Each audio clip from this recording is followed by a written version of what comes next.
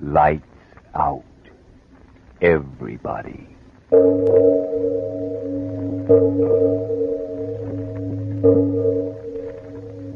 It is later than you think.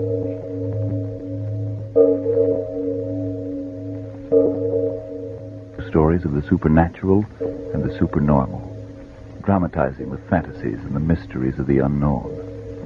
We tell you this frankly, so if you wish to avoid the excitement and tension of these imaginative plays, we urge you calmly but sincerely to turn off your radio now.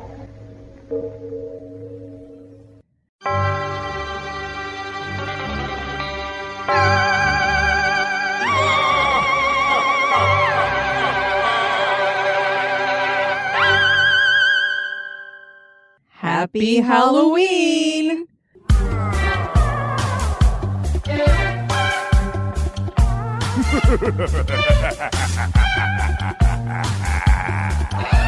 It's Halloween. It's feeling kinda spooky. We got a freaky vibe. Dancing all the time to the midnight. With swinging spiders, the knock of rattling bones. A time for all the monsters in the shadows. Boo! It's Halloween. It's Halloween. It's Halloween. It's Halloween. It's Halloween. It's Halloween. It's Halloween. It's Halloween. Oh gosh, I'm so excited, Kelly, aren't you? It's my favorite time of year. Oh, it's going to be kind of a bummer. This is our HGB Halloween Special 2020, so we all know that we're dealing with COVID-19 at the same time, which has canceled a lot of things, but we haven't let it cancel our Halloween at all. Definitely not. We fully decorated the house inside and out. We are handing out candy to any little kids brave enough to come to our driveway. Absolutely. We're going to be hosting the Zoom virtual Halloween party We are. later on this evening, for those of you listening to this earlier in the day. Indeed. And we've even done some Halloween stuff. Like, we went out to Gatorland here in Florida. They had it all decorated for Halloween, and they were handing out candy to the kids. It was so much fun. We've done the SeaWorld Spooktacular, where they were handing out candy to the kids, too, and This had is all kinds of true. decorations. And then the big thing we did is your sons came out here and joined us for a few days, and we went to, I guess what you'd call a horror theme park called Screamageddon. It was so much fun. It was. And we shared some pictures up on Instagram, and Beth had pointed out, she's like, how in the world did Kelly get you to go through one of those things? Because this place had 5, well, I wouldn't say 5 haunted houses, because one of them was out in the woods. And they did a really good job. There was only one part where I kind of jumped a little bit, and it was when the floor fell out from underneath me. Or- You didn't like the chainsaws either. No, and it was really cool. They had a guy who was like strapped up on a thing that was like swinging them around above our heads with the chainsaw. Yeah, almost like a bungee, but it was a little bit smoother, I think. Yeah, and it was like he could control it, so he would like jump from one place to the next. It was kind of like watching Spider-Man, I think, swinging around, only if he had a chainsaw. That's a very good comparison. I would agree with that. Some really cool special effects that they had going on, and it was kind of weird to have to go through a haunted house wearing surgical masks and such. True. And all of A little them were stuffy. wearing them. But it was neat to see how people incorporated masks into their costumes and such. A good majority of the people had them decorated as if they were scary mouths. Yes, and the clowns in particular took a real liking to you, Kelly. I said, clowns. Why did it have to be clowns? It was fun. It was a lot of fun. And I believe, I think it was last year, or was it the year before that we talked? I think it was the year before we talked about the history of haunted attractions. Yes, I believe it was 2 years ago. There we were with that one. Now And you had fun, and now you're wanting to go to Universal's Hollywood Horror Nights. That's what I was just about to say. I'm like, okay, I got a little bit of the bug that maybe I will give it a try, because I love looking at all the technical stuff, like the effects that they do, Sure. the makeup and everything. So I was really enjoying that as I was going through the houses, because the jump scares don't do anything for me. I'm the same way with horror movies. I just don't. I'm like, just stop with the jump scares. There's only a couple of times that jump scares have been like, okay, that was pretty good. Like The Haunting of Hill House. There was one in Right. that got me real good. Yeah. With the jump scares, it doesn't literally scare me, but it's a fun scare. Like I like getting surprised like that. It cracks me up. So I'm screaming but laughing at the same time. And you go full bore with it. I mean, you just take it all in and just savor it and enjoy it. So It's it is kind of fun. fun. Although occasionally we do get beat up and pulled on and thrown around. By me Yes. hanging on your shoulders. Well, Kelly, on this Halloween special, as we do every Halloween special, we'll be sharing some personal experiences of our listeners, real hauntings that they've had.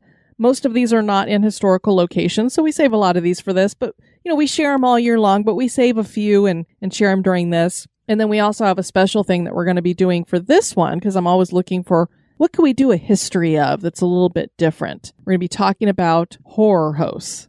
Awesome. This just takes me back to when I was a kid and growing up and stuff. I'm kind of bummed, Kelly. I never had like a local horror host. I had Elvira, which was great, and she is my favorite. I believe she's your favorite, too. She is, yes. But we didn't have one that you could like go meet somewhere or whatever. You know what? Elvira was your local one because Right. you lived in California. Exactly. And you could go see her. So, but for me in Colorado, we didn't have like a local horror host. Throughout the years, we've shared the history behind certain elements of the Halloween traditions we practice, and we've also looked at the history behind haunted attractions, and last year we looked at the history of paranormal television. We thought it would be fun to focus our history on the Halloween special on people who helped raise us weird kids. Us kids who consider Halloween the number one holiday, and those are horror hosts. We asked our listeners about the ones they grew up with and the ones that were their favorites. We're going to share some of them on this special, along with sharing some true paranormal experiences of our listeners. Some of the horror hosts we've included aren't technically what would be defined as horror hosts by purists. Diane is a purist, but she's not a tyrant, and so she is including some here that listeners suggested that she would not consider to be horror hosts. Horror hosts technically are presenters of low-budget B-movies of the horror and science fiction genre. Most of these films are nicknamed creature features. Most of these hosts are very campy and take on unique stage names, as you will soon hear. The idea of having horror hosts started in the 1950s, and it was initiated by Screen Gems, who marketed a package of old Universal movies they called Shock and suggested that a host be used to present the films. Another package was offered in the 1960s called Creature Features. Horror hosts have been such a successful idea that they've continued all the way up until our current time. Most are seen on public access channels, and many became well known in the 1980s when UHF channels came into existence. Did you remember getting the special antenna so you could get the UHF channels? I don't, actually. My dad used to handle all that stuff, so I don't really remember anything specific. Yeah, because the TV had just the general rabbit ears, as we call Right. them. But the UHF channel was like the circular thing that you attached to the back of the television. Yeah, I don't think we had that, but I don't know. And that's when you got the extended channel. So it wasn't just the Ooh. 3 big ones. And they always had the really cool stuff on the UHF channel. Not only did you have your horror host, but then there was like Buck Rogers in the 21st century and that Yes. kind of stuff. Last year, Diane tried to catch all of Joe Bob Briggs' specials on Shudder during the Halloween season. There are well over 100 notable horror hosts. Obviously, we don't have time to focus on all of them, so we will hit on the ones our listeners suggested. We'll do them in order of how many people suggested them.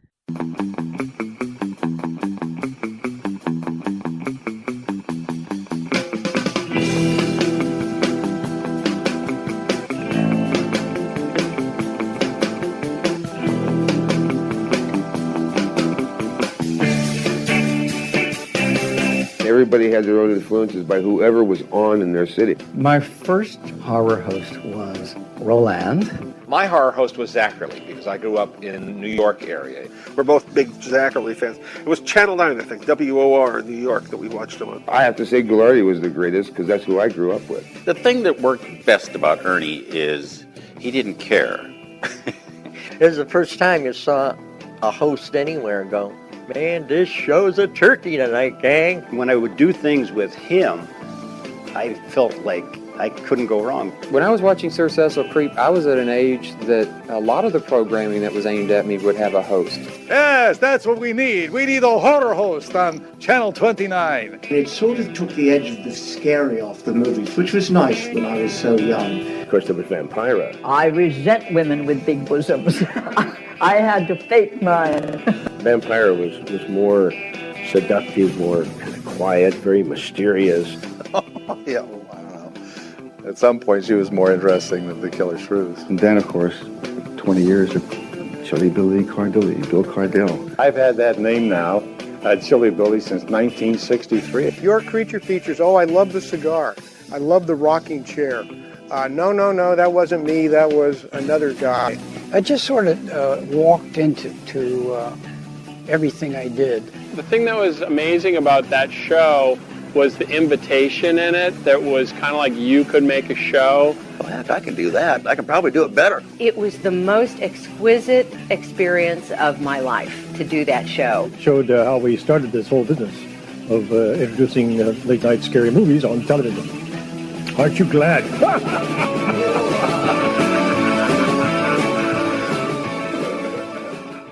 So what you just heard there was an audio bit from a trailer for American Scary. This is a documentary about horror hosts that was done by Johnny Hudgens and Sandy Clark. So I encourage you guys to check that out. It's very interesting. First up, before we get into the ones that people suggested, we have Vampira, or Mela Nurmi. That was her real name. And Kelly, we can't start this list without having Vampira because she was the first. What I need is a Vampira cocktail to settle my nerves. It'll not only settle them, it will petrify. Most of the listeners and us are not old enough to have watched Vampira, but she's the one who started the horror host thing and she inspired them all. We've talked about Vampira before on episode 229, Haunted Cemeteries number 5, in which we featured the Hollywood Forever Cemetery. And Kelly, we actually got to see her grave when we visited the cemetery in 2018. We certainly did. And it really wasn't all that fancy of a stone or anything. It was pretty small, but it did say her name on there and Vampira. It was relatively basic, but yeah, it was nice. Vampira was born when Nurmi attended choreographer Lester Horton's annual Bal Carib Masquerade in a costume inspired by Morticia Addams in 1953. She made her skin pale white and wore a tight black dress. Television producer Hunt Stromberg Jr. saw her and knew she'd be perfect to host horror movies on the Los Angeles television station KABC-TV. Nurmi's husband, Dean Reisner, came up with the name Vampira. Nurmi's characterization of Vampira was inspired by the dragon lady from the comic strip Terry and the Pirates, and the evil queen from Disney's Snow White and the Seven Dwarfs. She hosted the Vampira show from 1954 to 1955. She also appeared in Ed Wood's cult film Plan 9 from Outer Space, among other films. She died of natural causes in 2008. When I saw the dates, I was like, wow, it's amazing how short a period of time she actually was a host. Right. Next up, we have Larry Vincent. Good evening, and welcome to Seymour's special Halloween edition of Fright Night. And now, here he is, that master of the macabre, the epitome of evil, the most sinister man to crawl on the face of the earth. Seymour! Trick or treat! Trick or treat, Wayne? Wayne, I'll just drop some of these cookies. Oh, they're hot. Make that this cookie in your sack.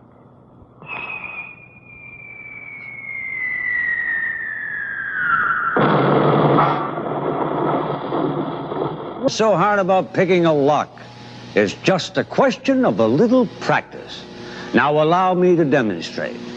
A pair of handcuffs loaned to me by the LAPD. And a hairpin loaned to me by a young lady the other evening when I was over at her apartment. She was quite attractive, about 5'8", long. Well, that's another story, of course. Now, I'll handcuff myself to the telephone over here. You're making a big mistake. Huh? I will attempt to handcuff myself to the telephone. Certainly. I will put the telephone in the handcuff. Then you'd be surprised. Well, give me the police department. I don't know how these goddamn handcuffs work.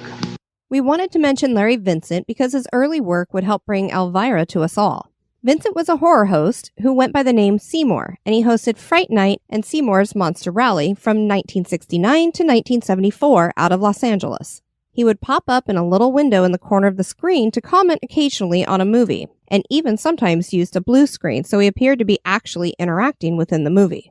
Vincent served as Knott's Berry Farm's inaugural ghost host in 1973 at Knott's Scary Farm Halloween Haunt. He was diagnosed with stomach cancer in 1974 and died shortly thereafter on March 9, 1975. 6 years after Vincent died, Elvira took over hosting Fright Night, and this would eventually become Elvira's Movie Macabre. The horror host in the 1985 horror film Fright Night was named Peter Vincent in tribute to him. So I thought that was pretty cool because he hosted Fright Night. And so that was kind of a way to say, this movie was named after the series that you hosted. Next up, we have Dr. Gangrene. His real name is Larry Underwood. I heard about this guy from listening to the Monster Kids radio podcast. And if you guys aren't listening to that, I encourage you to do it. It's actually been on longer than History Goes Bump. It sure has. And I would say if you're not listening, what is wrong with you? And for people who don't know, Monster Kids were the kids who grew up in the 50s and 60s and 70s who liked horror movies and such. He's from out of the Nashville area. Dr. Gangrene knows his stuff, and he won the 2014 Rondo Award for Best Horror Blog. He's a regular columnist for Scary Monsters magazine and has written his own short stories.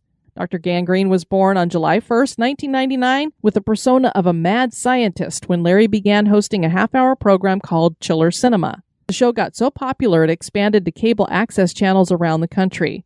An updated version of the show called Dr. Gangrene's Creature Feature launched in 2005 and ran until 2010. Larry still has a show that airs twice a week on Nashville's Arts Channel, Channel 9, and it's called Dr. Gangrene Presents. An epidemic of mass murder being committed by a virtual army of unidentified assassins. It seems to be a sudden general explosion of mass homicide. Thousands of office and factory workers. Hey viewers, you've joined us at a rather bad time here. It seems the dead have come to life here on Shackle Island and for some reason are converging on the lab here. Back! Monique, I don't understand it. I've always gotten along with the zombies so well. Well, maybe it was because you used them as cheap labor for the Pumpkin Harvest Festival. Or maybe it was because you used them in your radioactive experiments. Yeah. Or maybe it was because you rented them out for the Nielsen household to improve our ratings. Or it could be when you used them for the... Whatever their mysterious motives, the important thing is that we get to tonight's movie. Oh, yes. And ironically, tonight we're showing the greatest zombie movie ever made, the 1968 classic Night of the Living Dead, made by director George Romero. This movie has done more to inspire low-budget filmmakers than any film in history. So without further ado, we'll let the brain munching begin. From 1968, this is Night of the Living Dead. Next up, we have The Ghoul, suggested by Roberta, and his real name was Ron Swede. Ron Swede's inspiration was Ghoulardi. Jerry Vile, who is a Detroit artist, media maker, and creator of The Dirty Shone, said of Swede, he was the Hunter S. Thompson of trash. You didn't have to be an adult to know he wasn't playing by the rules. He was everybody's introduction to anarchy. He influenced a lot of people. He was like the proto-punk. It was true revolution for the hell of it. Blowing up stuff with fireworks? We weren't supposed to do that. But here he was, doing it on the TV. Swede was born in Ohio and grew up in Cleveland. He got his start in horror hosting when he was 13. He wore a gorilla suit to a live performance of Ghoulardi, and the man brought him up on the stage, and then made him his production assistant.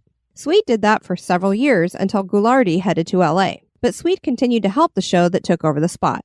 In 1970, he got Ghoulardi's permission to revive his old character, but make it his own. In the late 70s, he got syndication to area big cities. He had a good run off and on for 30 years and was revived again in 1998 and ran for 6 more years. Swede had a heart attack in November 2018 and died 5 months later from complications. Halloween 1974! Is that not dandy? Look at those eyes sparkle and glitter in that light. Too much Boppo dynamite. Now, over to this 4. Give 4 a shake. Come on. Nice and easy. Oh, too much. Kids been practicing, haven't you, Lex? Oh, give it a little bang, day. All throughout the show. I mean, what's our 4th annual Halloween show without a jack-o'-lantern over there? We're going to be carving it, I promise. We got another one. And nothing's gonna happen to this. I want to tell you, I've already scooped it out. I've gutted the thing. And we're gonna carve it all throughout the show, so carve along with the ghoul. Ain't that good? I know a lot of you can't because they don't give you sharp implements. But do the best you can, gang, wherever you may be out there in TV land. And Night of Night Show shows kicking off. Our 4th annual Halloween show. We're gonna premiere tonight for your viewing edification in just a few minutes. Ghoul-atorial feedback. That's right.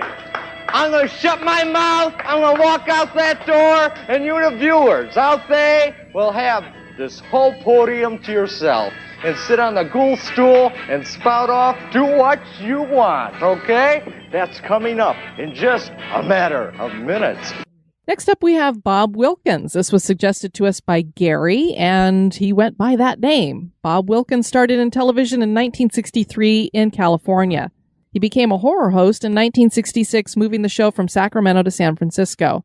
He never took on the type of crazy persona that many of his peers did. Rather, he developed some trademarks, like always having a cigar, sitting in a rocking chair, and commenting about the bad horror films he hosted with a dry sense of humor. He would gain huge success when Creature Features debuted in 1971. And when we say success, the show rated better than Saturday Night Live at the same time. Wow. Wilkins eventually went on to host a children's show as Captain Cosmic in 1977.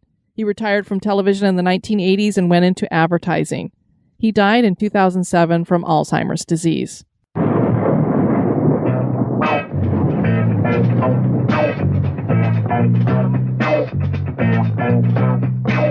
Can you feature that awful creature?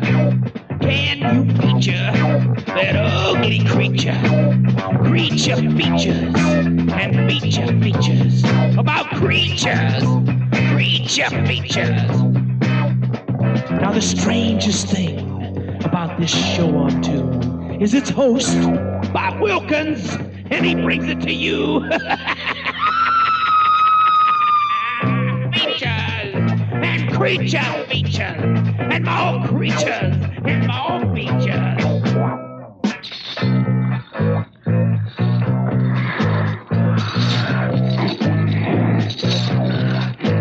And the creature gonna get you tonight. You better not turn out your bedroom lights. He'll grab your head and give it such a bite. You may even die from just a fright. Ain't nothing gonna be, baby, I say be alright. Cause the creature gonna get you, baby. He gonna get you. Welcome to Channel 2's version of Saturday Night Fever. And tonight, there will be a creature, get someone, because we've got a movie about devil worshippers. They're nasty people. When they want somebody, they really go after them. This is a low-budget film, like, you know, that's sort of repetitive with tonight's, the title of the show, Creature Features. But this was a low-budget film, I'm sure a first effort, and it has a lot of Texas written all over it, shot down the border there. And what I want you to do tonight is sort of stick with this film like it was yours. It was your first effort, okay?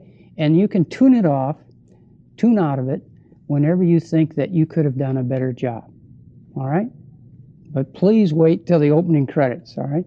Enter the Devil, first time on television, and it's not bad. It has a surprise ending, and it's got a couple of good things going for it.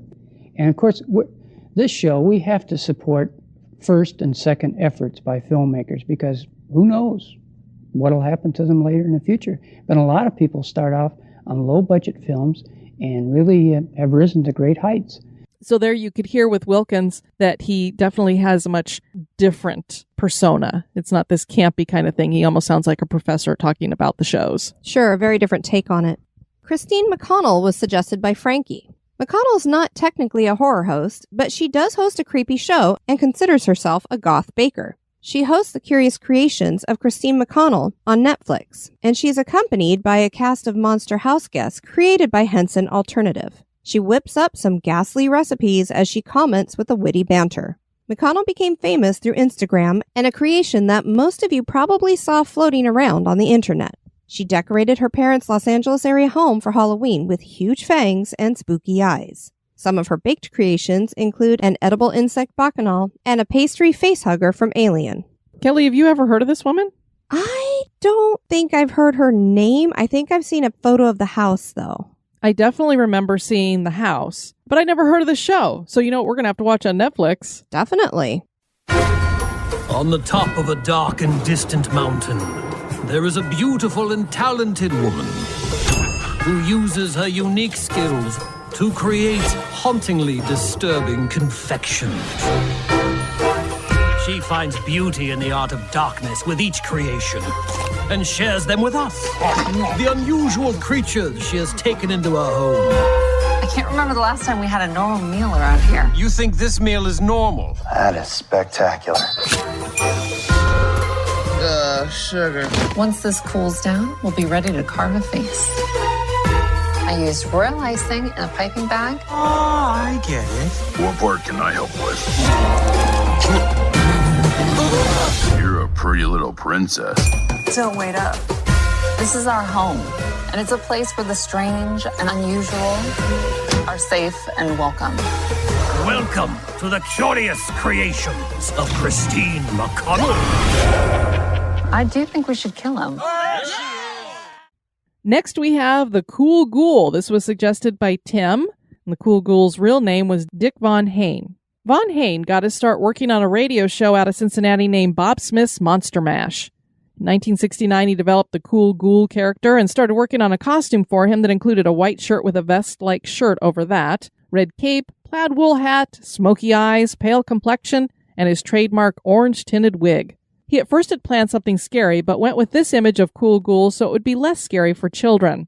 He started his television show in the early 1970s, which was called Screamin', a riff-off of Rowan and Martin's Laugh-In. He could do a wonderful impersonation of Boris Karloff. The show ran for 3.5 years, but the Cool Ghoul continued to make appearances publicly and eventually moved to North Carolina in the early 1980s and made fans on the East Coast. He died of a heart attack in 2004 and was buried in Spring Grove Cemetery. Hello to everybody in Indianapolis, Indiana! This is the Cool Ghoul from WXIX Television, Channel 19 in Cincinnati, Ohio, a service of Metro Media Television Incorporated. And... Hello, Cool Ghoul, and hi, everyone. Howdy the way, Jeff!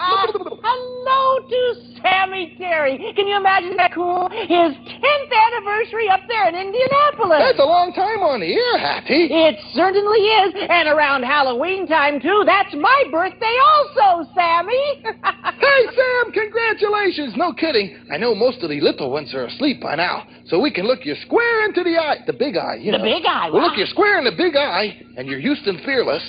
And from WXIX Television, Larry Smith, Hattie the Witch, yours truly, the Cool Ghoul, everybody down here in Cincinnati, we want to congratulate you on 10 groovy years in the biz. In Indianapolis, you got a lot of fans up there. And happy Halloween to you all from Batty Hattie from Cincinnati. Bye-bye, Sammy.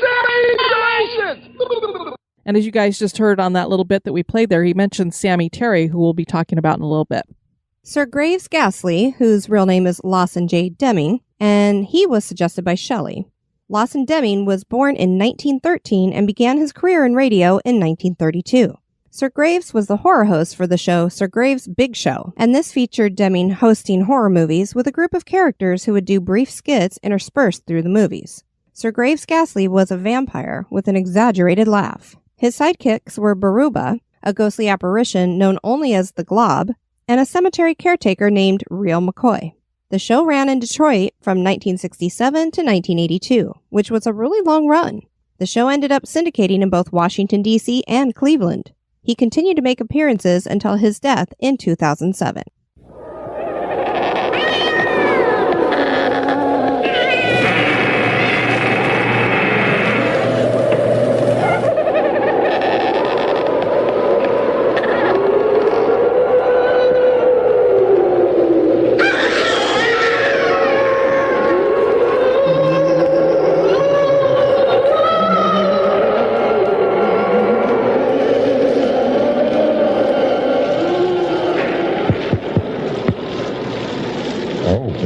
That sounded good. Brief and to the point. Oh, good afternoon, dear heart. Welcome once again to that ghastly production Sir Graves presents. I am your friendly neighborhood vampire, Sir Graves Ghastly. Each Saturday this time on your TV2, I bring you tales of the supernatural, ghost stories, monster tales, stories to chill your blood, tales to run fingers of fear up and down your spine. So, my dears, turn out your lights, pull down the shades, draw the drapes, cuddle up in your favorite spot by the telly, and glue your little eyes to your TV screen for today's Tale of Terror.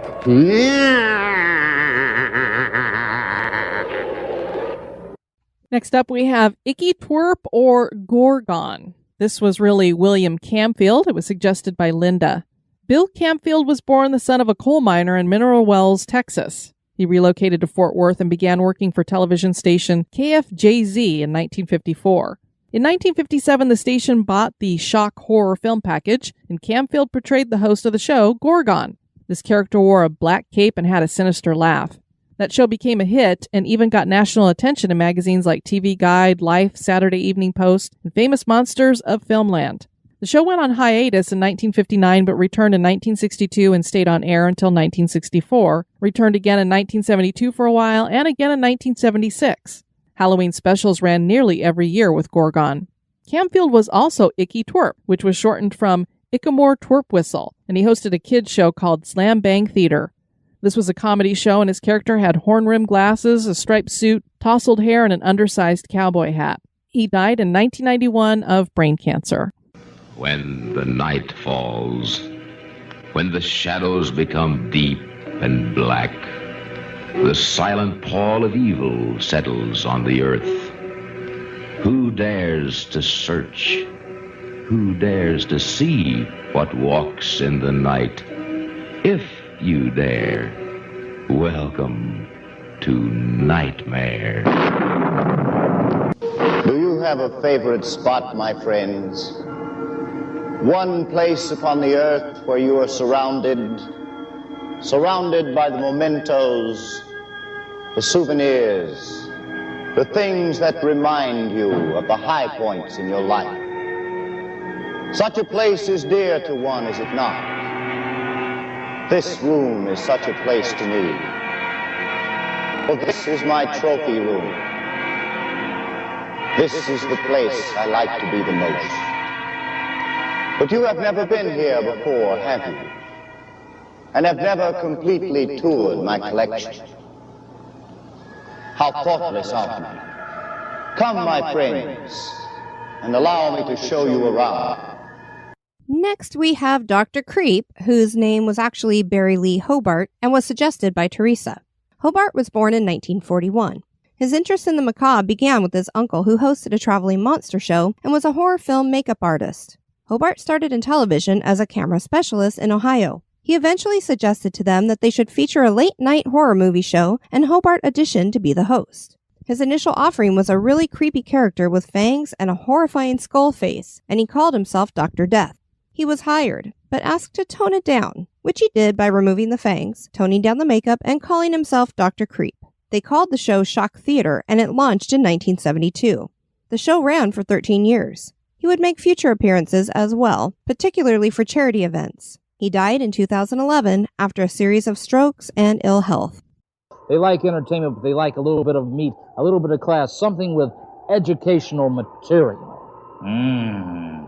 The FCC wants us to clean up our act. And so I present for your enjoyment Hetty Shrinkus, eminent scientist and doctor of social psychology, to discuss the implications from a sociological and psychological standpoint of tonight's motion picture, The Haunted Palace. Yes, Dr. Creeper, thank you for inviting me to such a classy show. The people who watch this show must be crazy. It should be easy to impress them. Next, we have Fritz the Night Owl. This was suggested by Karen. His real name was Frederick Peeringboom. I hope that's how you say his last name. Fritz, as everyone called him, started in radio in 1959. He started his work as horror host in 1974, hosting Night Owl Theater in Columbus, Ohio. He enjoyed jazz, so his angle became to have humorous commentary over jazz music during movies. The show had a long run, ending in 1991. He revived hosting duties in 2010 at the Grandview Theater. On the last Saturday of the month, the movie was shown with his pre-recorded bumper segments. This was broadcast on the internet too, and moved locations until it ended up at Gateway Film Center. He has won 6 Emmys for his work. Dang, and good I believe, for him. And I believe he's still doing that hosting there at the Gateway Film Center. Awesome. Greetings, good groovers, Earth people, 14 viewers out there in the darkness, your voice of the night, Fritz the Night Owl. This just in. Batman has to go to the Batcave, Superman needs a phone booth, all I gotta do is take the glasses out. Ghoulardi, whose name was Ernie Anderson, was suggested by Michelle. Ernie was a disc jockey and actor who was born in 1923 in Boston. He served with the Navy during World War II and worked as a disc jockey in Cleveland. He moved to TV and joined WJW TV 8 in 1961. He agreed to host Shock Theater for them in 1963 and was a huge hit. His character of Ghoulardi was really different from other horror hosts. His character was an irreverent hipster with a costume that included a fake Van Dyke beard and mustache, a long lab coat covered with slogan buttons, horn-rimmed sunglasses with a missing lens, and messy wigs. Ernie had friends join him on the show in various roles, and as we shared earlier, Ron Swede joined him as an intern. Ghoulardi used catchphrases like, "Stay sick, Niff," which is fink backwards, "Cool it, turn blue," "Would you believe?" and "Over day," a regional pronunciation of over there. He used instrumental rock and roll music under his commentary. Much of that commentary was telling people that they should just go to bed rather than watch the terrible movies he showed. Ghoulardi was retired in 1966, and Anderson died in 1997. Whatever happened to Ernie Anderson? Down with Bill Gordon. No, up with Bill Gordon. Bill Gordon played beautiful baseball out there. He was lousy. That's what I like. Pick it up so we can get a shot of it.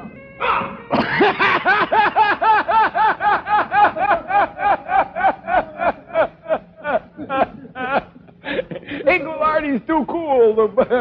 He gets the poor cameraman open up the box. See, they got a little shocker in there, babies. You're pretty tricky, right? You didn't catch Ghoulardi, I'll tell you that. Count E-Flack. His real name is Greg Calfee. This was suggested by Jonathan. Count E-Flack hosts Movies from the Tomb on the Hill Country Network, which broadcasts out of northern Mississippi. And this is one of our few modern-day hosts, as this show just began in 2018. Oh, nice. Welcome to another edition of Count E-Flack's Movies from the Tomb. Tonight we have Frankenstein's Daughter, the last of the Frankenstein movies in the 50s. It was made in 1958. It is listed among the 100 best bad movies, because let's face it, this one is not so good. As a matter of fact, I have brought out my own critic here. Deadly Ernest was suggested by Leanne and Anne. This was a character portrayed by many people. Deadly Ernest was a horror host from down in Australia. The character show launched in 1959 in Perth and continued through 1978. The show was called Deadly Ernest's Awful Movies and started with the VW7 Perth musical director Max Bostock as the character. Ian Bannerman took over in 1966. The program featured irreverent commentary and even presented the worst movie of the year. The unique thing about this program is that they didn't do the syndication thing in Australia because local versions had to be broadcast without satellite. So Deadly Ernest needed to be portrayed by multiple people, which included Bannerman in Sydney, Channel Zero floor manager Ralph Baker in Melbourne, future TV drama star Shane Porteous in Brisbane, and Hedley Cullen in Adelaide. Not much is known about Bannerman, with people thinking he died in the 1980s. So he's the most well-known of all the Deadly Ernests, but I thought that was really unusual because here we just syndicate across the country, but back at that time They didn't have that ability. So it was like, well, if we want to have Deadly Ernest hosting all these movies in these different places, we're going to have somebody actually doing it. So he would have had different looks, I guess, based on where he was imagine. At. You clanged, Beery.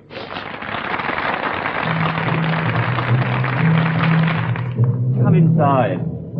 It's a very nice place you have here, Deadly. Yes, and I bet you thought I lived in a dump, eh? It's very nice. Yes, I've just had it done up. But there's one thing that's really burning me up. It's that incinerator in the corner. It's a flaming nuisance. Do you care to take a creep around? Next, we have Joe Bob Briggs. His real name is John Bloom. This was suggested by Jerry of Hillbilly Horror Stories and Aurora.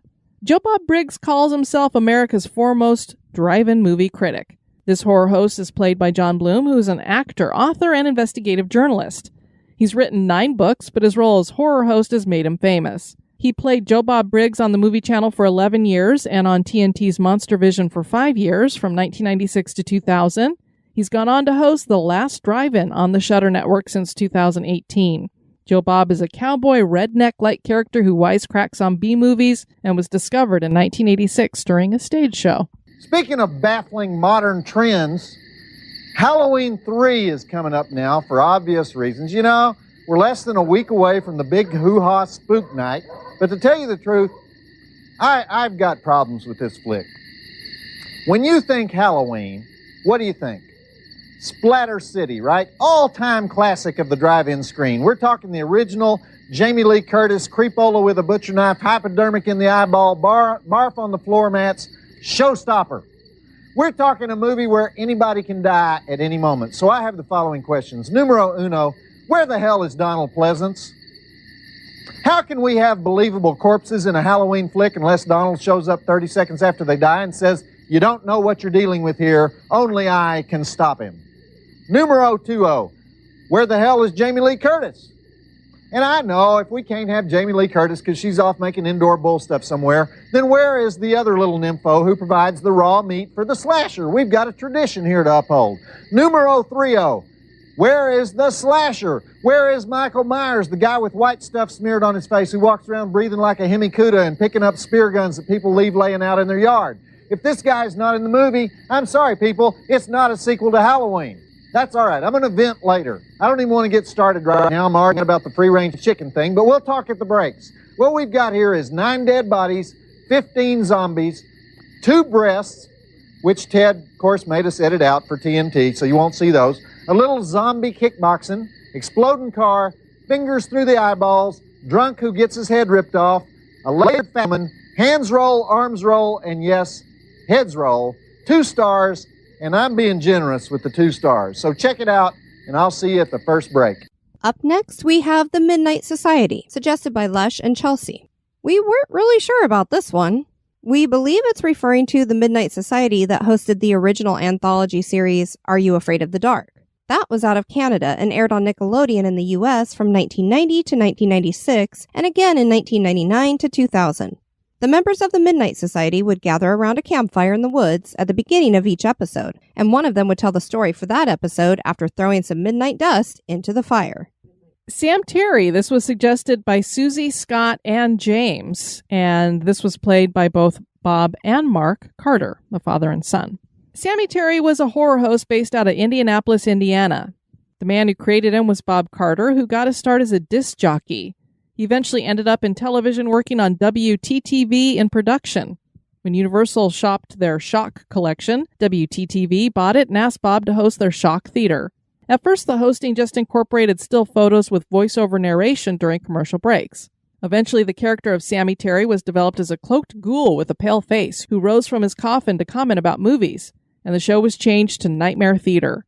This started in 1962, and for those wondering how they got the name Sammy Terry, just think cemetery. Ah. Kind of cool. Terry had a sidekick, a floating rubber spider named George. Bob retired and his son Mark took over duties for Sammy Terry in 2010. Bob died in 2013. Sammy Terry still makes appearances on Indianapolis television for specials in October.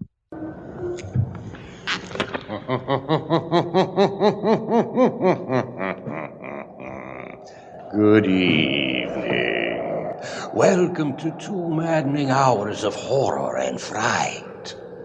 I am Sammy Terry.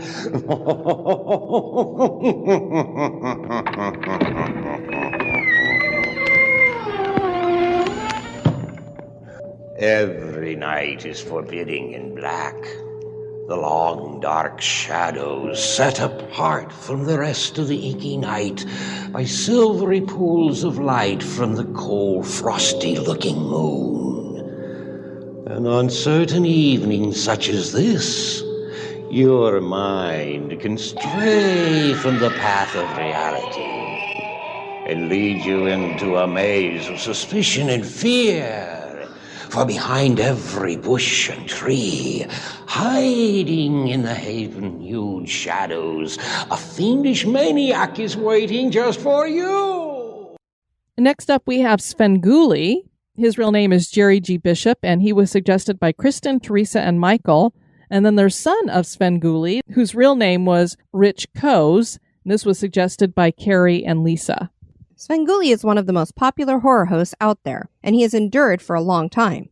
He has been played by two men, Jerry G. Bishop and Rich Coase. The show started its run in Chicago and is now syndicated nationally on MeTV. The first show was called Screaming Yellow Theater. The horror movies presented are not only low-budget B-movies, but also classic horror movies.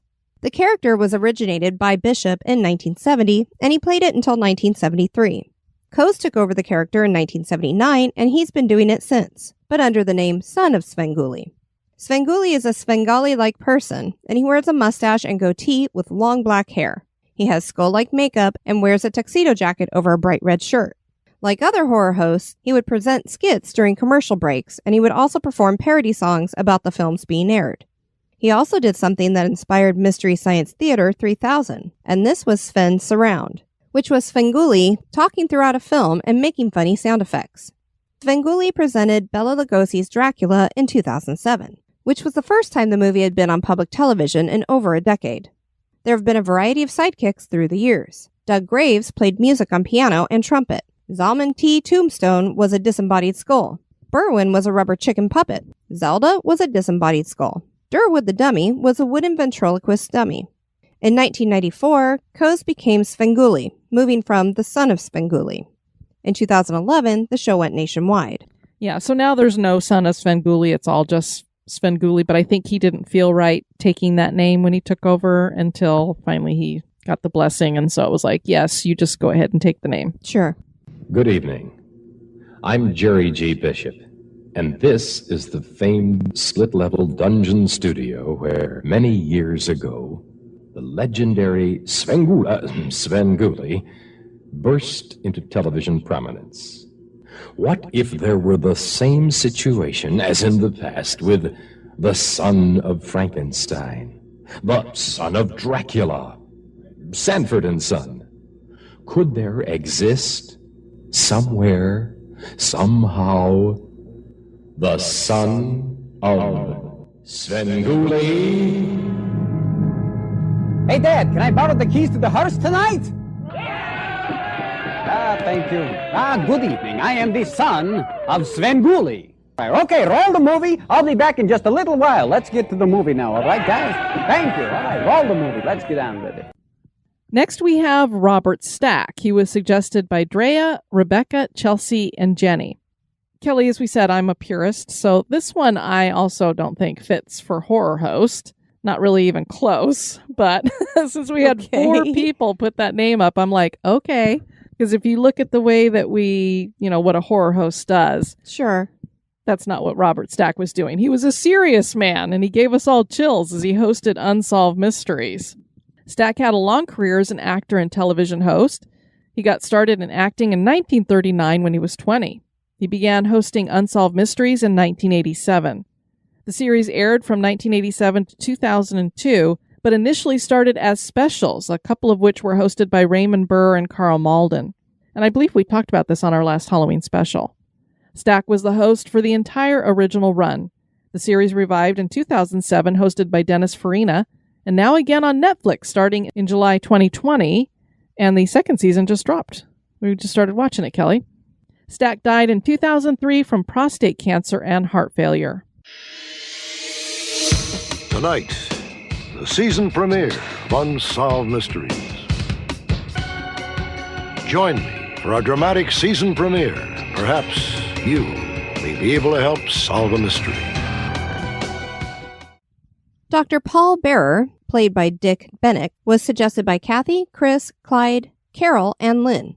Dr. Paul Bearer was a truly creepy horror host, and he holds the record for longest ever continuous run as a TV horror movie host with 22 years. He hosted WTOG's Creature Feature out of St. Petersburg, Florida. Ernest Richard Dick Bennick played the character. Dick was born in Asheville, North Carolina in 1928. He got his start as a magician and moved into being a North Carolina boss jock and teenage dance party host. He created Dr. Paul Bearer while he was working on a television station in North Carolina after he was asked to replace Count Chocula, the station's first horror host. Dr. Paul Bearer had a truly creepy look because he had a false eye from a car accident and Graves' disease, which caused his real eye to bulge. The complete look incorporated an enormous facial scar, disproportionate eyeballs, goatee, thick eyebrows, and an Undertaker's costume. He once said of his effort to create the character, finding the look took some thought. I went through all these magazines and I picked out what I liked about various characters to design my new character. The beard came from a Vincent Price movie, and quite frankly, I can't remember which one. Parting my hair down the middle, I stole from a guy in New York, TV radio horror host John Zachary. The spats and the frock coat I just thought looked cool. I had to go to a beauty shop and get them to give me hair off the floor that matched my own to make the beard, because in those days they wouldn't let me grow one. I could never explain the scar. I just kind of liked it, and that seemed to make it click. He hosted Creature Feature on Saturday afternoons and shared his gallows humor, groan-inducing puns, and diabolical laugh. He enjoyed telling the audience he would be lurking for you. Bennick brought his character with him to Polk County in Florida in 1973, and he convinced the WTOG station manager to let him host there. He made frequent public appearances, arriving in his decked-out 1961 hearse. Dick died during heart bypass surgery on February 20th, 1995 at the age of 66. Good afternoon, and welcome to Channel 44's Creature Feature. And now, your ghost, Dr. Paul Bearer.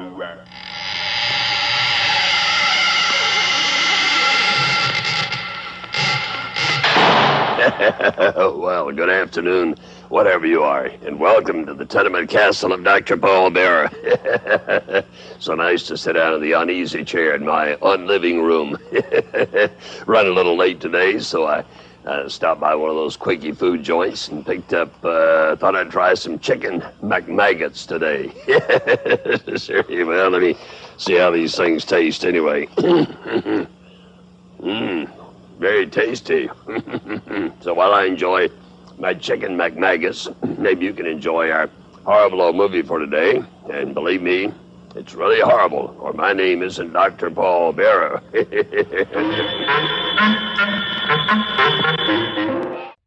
And most of you will know this next one, who was suggested by Vicky, Valentina, Rebecca, Jenny, Liz, Angelica, Amy, Niche, Jenny, Chantel, Mandy, Jannae, and Carrie.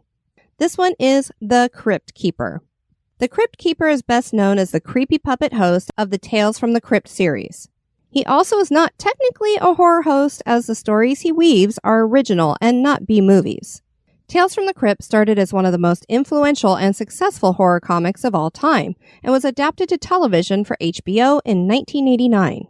He was introduced to the public in Crime Patrol number 15, and he continued with that magazine through its changes in title and format. He was a frightening presence in those early issues, but became more of a comedic host later, and definitely was when the comic book made it to the small screen, and he would offer lots of pun-filled commentary and irreverence before a story, during breaks, and after the episode was done. When not telling stories, he likes to torture and kill humans. As it was revealed on the episode Lower Birth, the Crypt Keeper was the product of Enoch, a two-headed sideshow freak that was a corpse, and Marana, a 4,000-year-old mummy. In reality, he was a puppet handled by Van Snowden, and he was voiced by actor John Kassir.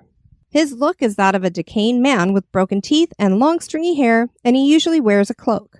Many people recognize his creepy laugh anywhere, and one of his standard lines was, "Boils and ghouls." Plans to revive the series have been stalled by licensing issues. Tales from the Crypt.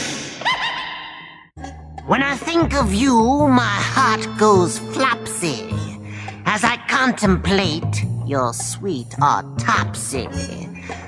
Your skin is green and blue, whatever would I do without my fine cadaver? That love in which I know I'll fall starts with the unkindest cut of all. And finally, we have Elvira, who I'm sure everybody already knows. Her real name is Cassandra Peterson. She was suggested by Carrie Ann, Jenny, Chantel, Mark, Trisha, Nache, Michael, Ginger, Tracy, Pat, Jessica, you, Kelly, and me. Indeed. So both this host and the Crypt Keeper had 13 people suggest them. Doom, doom, doom. Tiebreaker. Elvira, Mistress of the Dark, really needs no introduction. As I said, most of you already know that she was created by Cassandra Peterson. Peterson was born in Kansas in 1951, and like all of us, she was fascinated by the macabre from a very early age. She got her start in entertainment as a go-go dancer at a gay bar. Her first showgirl job would come in Las Vegas at the Dunes, and she would meet Elvis there and date him for a bit. She moved to Italy in the 1970s and fronted a couple of bands. She returned to the U.S. and toured with a musical comedy group and then an improv group called the Groundlings. She played a Valley Girl character from that group, and this would eventually become Elvira. As mentioned earlier, she replaced horror host Larry Vincent 6 years after his death. Initially, Mayla Nurmi had been asked to revive the Vampira show, but she gave up on the project when producers would not hire the woman she handpicked to host. A casting call was sent out and Peterson won the part. She was given freedom to create the character. And she did a fantastic job. Yes, she did. While Elvira was similar to Vampira with her dress and black hair, it was clear that Peterson had created a fairly original character in Elvira. She comes off as campy rather than spooky or creepy. That didn't stop Nurmi from suing to try to stop Elvira from seeing the light of day. She lost in court. While we like Vampira, we adore Elvira. And let's be honest, both characters are inspired by Morticia Addams. Elvira soon came to be known by her tight clothing and dangerously low-cut dresses that revealed ample cleavage. She would play up this detail quite a bit. Peterson soon had more than a character and horror host. She had a brand that continues today. Elvira's movie Macabre launched in 1981 and continued through 1986. She starred in the movie Elvira, Mistress of the Dark in 1988. Her appearances in films and video and television have continued, and she has also found herself in comic books. For 20 years, she hosted a Halloween stage show for Knott's Scary Farm. She is as popular today as she was in the 1980s, and she really brought horror hosts into the popular mainstream. For us, she is our favorite. Hello, darling. It's me, Elvira, Mistress of the Dark, that video cutie who makes the boys stand up and salute. Well, it's time to reach into the old vault for today's video treasure. Boy, talk about scraping the bottom of the barrel. Woo, smells like a really ripe one. Let's see, it's Killers from Space. Oh yeah, right. Well, I'll just stick this where the sun don't shine. No, not there. In the VCR. There we go. I bet you're thinking Killers from Space is one of those movies about teeny little men from outer space who fly around looking for a soft place to land. Oh yeah, sure. Little men from outer space. That is the most ridiculous thing I've ever heard. What are you guys doing? We're circling ground zero at radius of 7.5 miles. Well, I know I'm big, but I'm not that big. What's that thing shining below? Hey, what are you, a couple of peeping Tom Thumbs? Take her in closer. Hey, buddy, wait, ease up on your joystick. We're in trouble. Pull out. Pull out! I can't! All right, you two interplanetary perverts. Just for that, you're going to have to sit here with me and watch Killers from Space. And there is actually a Horror Host Hall of Fame. If you guys want to check that out, it's at www.horror-host.com. And I think it just started in 2011. But pretty much all your favorites have gotten in there at some point, and there's a ton of them in there I've never even heard of before. Very cool. All right, so you ready to have some scary stories, Kelly? I am. Okay, this first one we have up is from Stephanie. I've had an experience, but not at an old building. My sister died suddenly at 22. I was 23. We were so close, so it really did a number on me. I was also there when she died. I don't regret that one bit. Soon after she died, I had a dream we were talking on the phone. Her voice was clear as day. When I woke up, I was crying and someone was holding my hand. No one else was home, so I do believe she visited me to let me know she's okay. To this day, my mom and I go to a beach in Bellingham that 4 generations have all spent quality time at. We go on the day she died, one way to remember and celebrate her. Well, the last 2 years, a butterfly has landed right on the beach, right in front of us. It's amazing. She gave us little visits like that once in a while. I've heard of other people having butterflies show up to represent people as well, so that's definitely a common thing.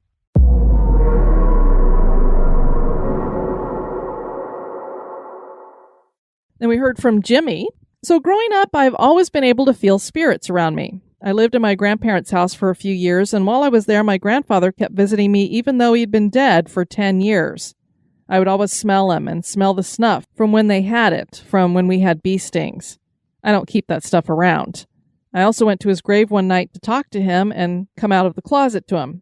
And on the bench across the way was a white angel figure watching me.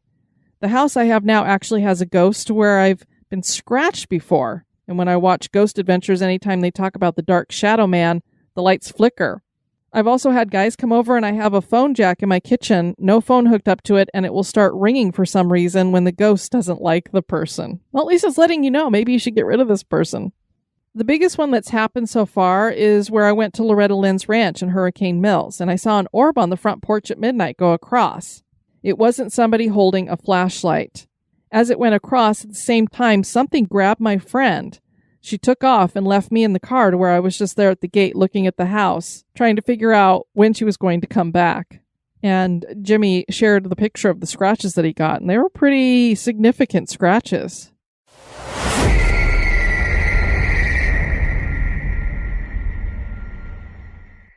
We heard from Carly.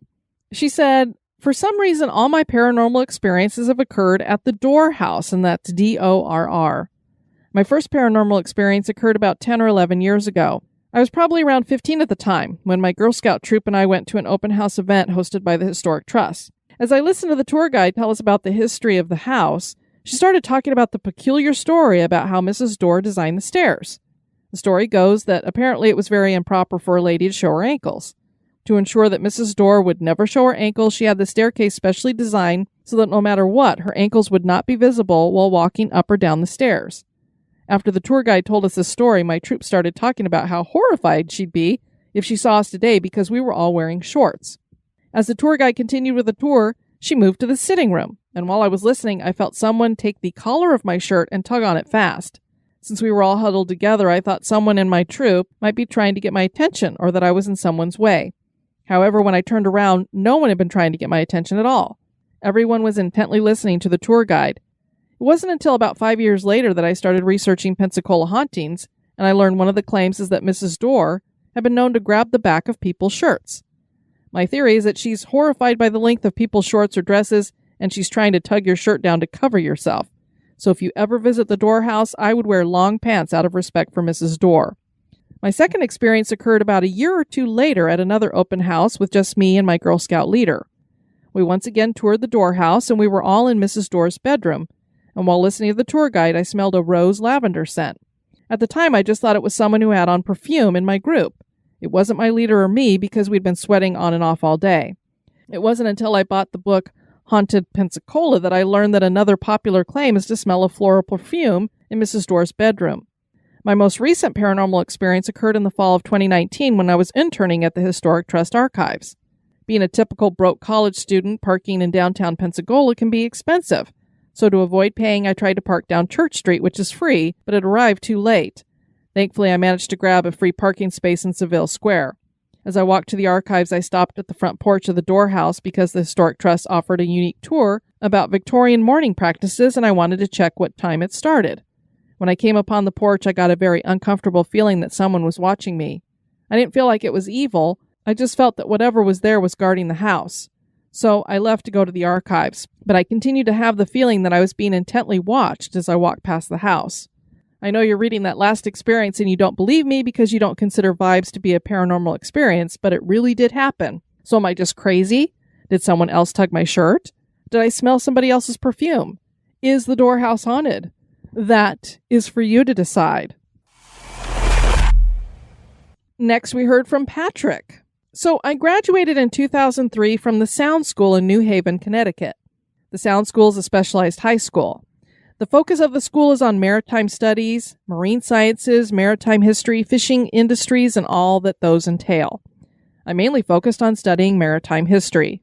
My senior year, I took a maritime literature class. During the class, we read excerpts from Moby Dick. During this portion of the class, we were assigned a project to do on how whales and whaling affected culture and society.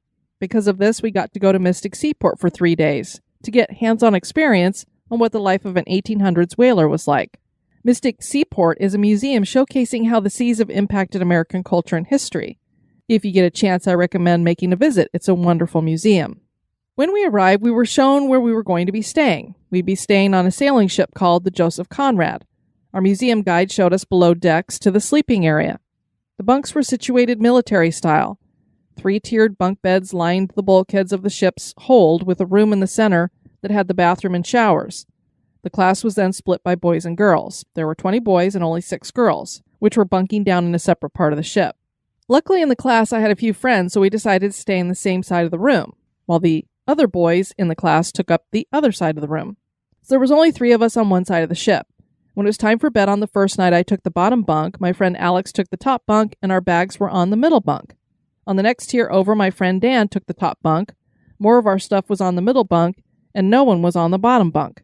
We went to bed around 10 after the 3 of us had a walk around the museum grounds. We chatted for a bit until we started to drift off to sleep. I sleep on my stomach a majority of the time, and this night was no different. As I laid there, I slowly was pulled into a peaceful sleep. But right as I was to fall into deep sleep, I felt someone push down on the mattress. I was startled awake. At first I figured something fell from the bunk above. Then I felt it again, so I asked, "What do you want?" thinking it was one of my friends or one of the other boys in my class. No answer. Then I felt it again, this time with more force. I asked again, "What do you want?" And it pushed again. Now I'm getting mad, felt another push, but this time with more force. This time I threatened that if they didn't stop, I was going to smack the crap out of them. Then I felt another more violent push. I rolled over, sat up, grabbed my pillow, and was about to swing. I stopped mid-swing. No one was there. But I kept feeling someone pushing down on the mattress. I had an "I'm out" moment, grabbed my blankets and pillow, and moved to the top bunk 3 tiers over. So now Alex, Dan, and I are now each on a top bunk of a tier. My movement awoke Alex, who asked me what I was doing. I told him I'd tell him in the morning. I put my stuff on the bunk and climbed into the bunk to try and go to sleep. Now I left my other stuff down on the other bunk. The trip was a day after my birthday, September 30th, and as I boarded the bus, my friend handed me a Shaggy doll from Scooby-Doo. It's my favorite cartoon. Also, I was Shaggy for Halloween a few times. Well, this particular doll, when you squeezed its hand, it says 7 different things. I think you can guess what's going to happen. As soon as I lay down, the doll starts talking. I roll over thinking I'm hearing things. The doll goes off again. Now I see Alex sit up and look at me. He knows I didn't take the doll. We both had that "did you hear what I hear" expression on our faces. The doll kept going off, but now it was getting faster. But here's the real creepy thing. The doll is programmed to say 7 different sayings each time you press his hand. But now the doll just kept saying one phrase, "Man, am I starved," over and over. Now Dan is awake. He is on the top bunk on the tier in between Alex and I. Dan leans over to where I originally was sleeping and to where the doll is. He proceeds to yell that if I didn't stop playing with that doll, he's going to insert it into a specific bodily opening. I responded with a friendly, "Hi, Dan." He then spins over and sees me waving at him from the top bunk. He then yells at me to stop playing with the doll, which is still talking. I raised both my hands to show him I don't have it and pointed to where the doll is. He does a double take to make sure what he's seeing is real. Once he realized something is going on, he asked, "What the hell is going on?" Alex and I respond that we have no clue. At this time, we decided to get some fresh air and headed up on deck, thinking whatever's playing with the doll, let it have its fun. By now, it has to be around 3, maybe 4 in the morning. So as we sit on deck, we're just talking about whatever came to our mind. Anything but what had transpired down below. As we were talking, we heard a noise we were all familiar with. 1, being from a school who specializes in all aspects of dealing with the water, and 2, the 3 of us were in the school's rowing team. We only had 2 sports teams rowing and sailing. We heard the distinct sound of metal oar locks going up and into place. Now, Mystic Seaport is on Mystic River. Mystic isn't exactly what you call a booming metropolis. It's as quiet as a tomb. Only sounds you can hear are distant cars on the highway a few miles away and the creaking of the ship. We looked around to see what could have made the noise. We couldn't find the source until we heard it again. Then we walked to the ship's rail, and tied up behind the ship was a whaleboat or a really big rowboat. Now we know where the noise is coming from. At first we came to the conclusion that it was a wave that caused the boat to rock and made the oarlocks bang against the rail or something. But this is the Mystic River at 4 a.m. No one is out, not even the local watermen. There was no one on the water. As we were staring at the rowboat, we heard another set of locks going into place. This time we saw the boat rock 7 times as if someone was getting in it. We didn't count, but we knew it was 7 because there's only room for 7 people in the boat, 6 to row and 1 to steer. Also, I could go into the workings and use of the whaleboat, but that would be a much, much longer email. After we saw the boat rock, we just slunk back and just sat on the deck. We were trying to come up with a reason for what could have caused the events that occurred that night. It couldn't have been more than 15 minutes when we heard another familiar sound, oarlocks coming out of place and banging against the side of a boat. We stood right up and saw the boat rock again while hearing the oarlocks. We all just looked at each other, nodded, and agreed to go back to bed, which we did. That was the first night. On the second night, we got to sleep on deck. It was in the high 60s still. This time, our friend Ashley had joined us. We told her about our experiences the previous night. She was not sure if she believed us or not, but she gave us the benefit of the doubt. We found a good spot on the port side of the ship, away from our other classmates. Not because we didn't like them, but because they were just being obnoxious, pretending to be pirates, stupid teenage stuff. So the 4 of us sat down and started chatting and joking around. When a few of the other boys started talking to Alex, and then things got heated up. Dan and I stepped in before it got physical. The other boys walked away, and Alex said he was going to the bow of the ship to cool off. We agreed that that was probably for the best. Alex was up there for about 20 minutes or so when he came walking back to where we were sitting. He stood there with a surprised and confused expression on his face. We asked, "What's up?" He said he wasn't going back up there. "Why not?" we asked. "It got cold up there. If you don't believe me, go up there," he said. So we did. Not that we didn't believe him, but we wanted to experience it for ourselves. We were all fascinated by the paranormal, and when an opportunity like this occurred, you took it. So we went to the spot where Alex had been, which was about 40 feet from where we were sitting. As we got to the spot, we experienced what Alex did. The temperature had dropped about 10 degrees. We started to try and debunk what it could be, breeze off the water, draft coming up from below decks through the open hatches, but we couldn't figure it out. We then walked back to where Alex was standing, still in a bit of shock. Once we got back to Alex, our backs were turned to the bow of the boat. We saw Alex's eyes widen, and in a calm voice he said, "Who's that? Look." The 3 of us whirled around to see a young man dressed in a white sailor uniform squatting down in front of a door that leads into a storage locker. The man looked like he was in his mid-20s. He was average build, not clear on how tall because he was squatting. He had brown hair coming out from under a sailor cap. His head was lowered, looking at his hands, which were resting on his knees. This particular cabin is located under the foredeck, a raised-up portion of the deck located at the bow. There's a 4 feet or so clearance between the decks. There are also 3 other doors, 2 on each side. We didn't hear a door open. There's no access to the decks below up there. We were standing by the forward-most aces to the below decks. Ashley said maybe he was working in that room, but this was about 9 at night. Alex and Dan agreed it was someone from the museum, but I had to be the bearer of bad news. That the man's uniform is not from the period of the museum. The museum is set up like a coastal village between the colonial up till the mid-1800s, the period before steam-powered ships. Also, workers at the museum had a distinct uniform. They all wear the same shirt and blue polo t-shirt with the museum logo on it and jeans. This young man was wearing an all-white sailor uniform common to the late 1800s and early 1900s. As we were trying to figure out where this man came from, he raised his head up as if he had the feeling of being watched, which he was. He turned his head in our direction. The moment his gaze met ours, I felt a wave of sadness hit me. I felt like I was at the funeral of a parent or a close friend or relative. I was grief-stricken. I looked at Dan and Alex. Both of them had the same look, that of grief, and each had a tear forming, as did I. Looking over at Ashley, she was being affected the worst. She was crying, clasping her hands over her mouth. It got to a point where she couldn't take it anymore and grabbed onto me and put her head on my shoulder. The other weird thing is there were other kids about 15 feet away from us. I could see them out of the corner of my eye. They were laughing and carrying on. I couldn't hear them, nor did they notice us. It was as if we were in a bubble, just us and our sailor friend.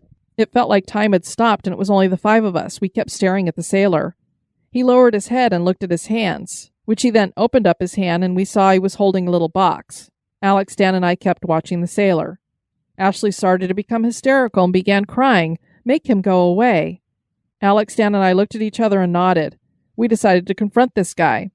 Since I was immobilized by Ashley's grip, Dan and Alex stiffened up and started to walk slowly toward this man. We were ready for a fight.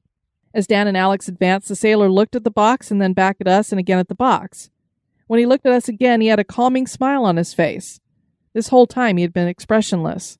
Now he was smiling and had a relaxed look on his face, kind of as if to say, it's going to be all right. He gave us a wide smile and a friendly nod and faded away. As soon as he vanished, just as sadness had taken us all over, I felt relieved. The way you feel when you hear the news that a loved one who got in a car crash has come out unscathed. Dan and Alex turned and walked back to Ashley and I. The four of us just stood there for a moment to process what just happened. Then one of us said something I can't recall what it was, but it broke the tension and we went back to joking around as we were before. We lay down on deck in our sleeping bags and just talked until we fell asleep. Until about 4 a.m. when it began to rain and we rushed below decks to avoid the rain. During breakfast, we decided to find out what happened last night and why. We asked people around the museum if they heard anything about hauntings or ghost sightings. Like most museums, their stance on the paranormal was, I know nothing. We didn't get far with the living, so we decided to go to the museum library and see what the past had to say. We found out that the Joseph Conrad was part of the Dutch Navy and was a training ship in the late 1800s, not positive on the date exactly. While sailing through a fog bank, it collided with a steamship, almost cutting the Conrad completely in half, causing the death of 25 cadets. The ship sank in shallow waters. Eventually, she was raised, fixed, and sold to private owners, then eventually to the museum in the 40s. Now here's the interesting part. During our research, we came across a photo of the damage caused by the collision, where the impact was. This is where Dan, Alex, and I were sleeping. I still have questions like, is the man we saw one of the cadets who lost his life? What was it in the box that he was holding? I came to the conclusion it could have been an engagement ring. Also, was whoever woke me up trying to warn me of the impending collision? And why was it playing with the doll? I guess at this time those questions might be left unanswered. Hope you enjoyed the experience. Next up, we have an experience shared by Mark. Isn't it funny the way your mind drifts back to remember things you aren't sure whether they're dreams or reality, or even something you may have seen somewhere? You remember them as something and you're not really sure, bad dream or your imagination. I remember the first time I felt this feeling, the feeling I have now, the feeling deep in the pit of my stomach, dread. I was around 6 years old, sometime in the late 70s, in a suburb of Brisbane called Paddington. We lived in an old Queenslander-style house, called so because they were specific to the state. This beautiful old house stood proudly on its stilts on the side of Victoria Street, overlooking the neighborhood, just as it had stood for about 100 years or so when it was first built from weatherboard, with its gaps in the floors to let both the cool night air and mass swarms of mosquitoes through to help you sleep at night. Around the house was a veranda that ran the length of all four sides, with bullnose wrought corrugated iron roof, as was the style to maximize airflow and minimize sunlight in those hot, humid Queensland days, with the bathroom and laundry outside on the rear veranda overlooking the stairs that led down to the backyard. This used to scare me as a young child, as my imagination would go crazy going to the toilet in the middle of the night or just lying in bed, as there seemed to be a thick fog living across the backyard. I remember I'd run to the toilet and see this fog out of the corner of my eye moving, as if breathing, expanding, and contracting like waves lapping on the beach of my back steps. I could hear the sounds of the cicadas calling each other, and the sound of the cane toads bouncing around under the fog, and the sound of the occasional flapping of wings from the fruit bats flying overhead looking for a banana tree or mango tree to feed. One afternoon, my stepfather came bounding in, proud as punch over the work that he had done on 2 sets of drawers, tall boys, that he had lovingly restored and painted for my older brother and I. Giving us the choice of either a blue and white or red and white one, I chose the blue. My stepfather moved the drawers into our rooms and asked where we wanted them. I wanted mine across the room facing me, so when I woke up, it would be the first thing I saw. I loved it, and soon it was covered with drawings and stickers, as most kids would do. This is when it started. One night I'd gone to the toilet as normal before bed, making the trek across the back veranda, above the fog at full speed. Then returning to my bedroom, I dived into bed and straight under the covers. After dozing off, I heard a noise, gradually opening my eyes to see what looked like a solid black figure sitting on the edge of the drawers. Quickly, I gasped and slammed my eyes closed, hoping it wasn't real. I crept my eyes open to see the shape had turned to me, to be facing me, with what looked like its legs hanging over the edge of the tall boy. I pulled my head under the blanket and hid, eventually falling back to sleep. The next morning, I woke and told my mother about it. She brushed it off as my imagination or just a dream. For the next couple of months, nothing. No noises, no shape, and no fear. I began to think it was a dream, too.